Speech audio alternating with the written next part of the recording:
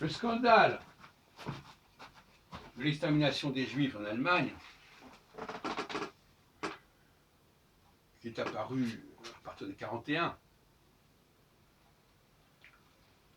et qui était le résultat d'une incapacité à envoyer leurs Juifs ailleurs, à les faire accepter ailleurs. Une Allemagne qui avait été privée de ses colonies, qui n'avait pas les colonies que la France ou l'Angleterre avait. Car si elle avait eu les colonies en question, elle aurait certainement trouvé une solution pour les caser au milieu de l'Afrique, ou je ne sais où, sur quelque île, comme Madagascar, qui avait été prévu à un moment donné.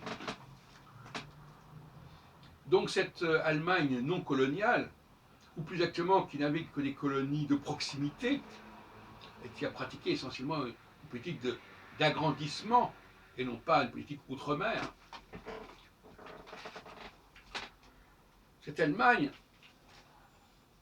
comment s'est-elle comportée avec les Juifs? À la différence de l'Espagne de la fin du XVe siècle, elle ne leur a pas demandé de se convertir. Et beaucoup de Juifs sont envoyés en camp de concentration alors qu'ils étaient chrétiens. Le certificat de baptême ne prouvait pas grand-chose. Du moment qu'il y avait un certain nombre de personnes dans la généalogie qui étaient juifs, l'affaire était réglée, la personne était condamnée.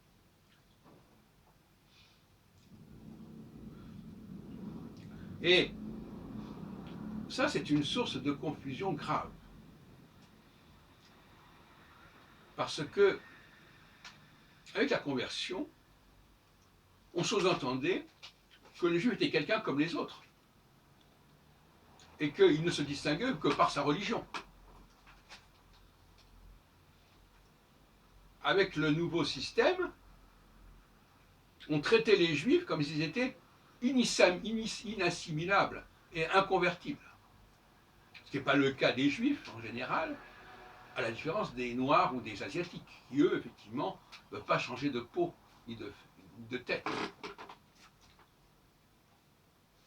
Et par ailleurs, pour terminer, le sionisme, au lieu d'essayer d'expliquer le rôle des juifs au sein de la société occidentale,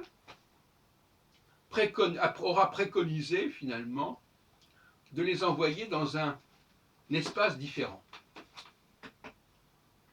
Et ça, c'est grave. Ça a certainement perturbé la perception des choses.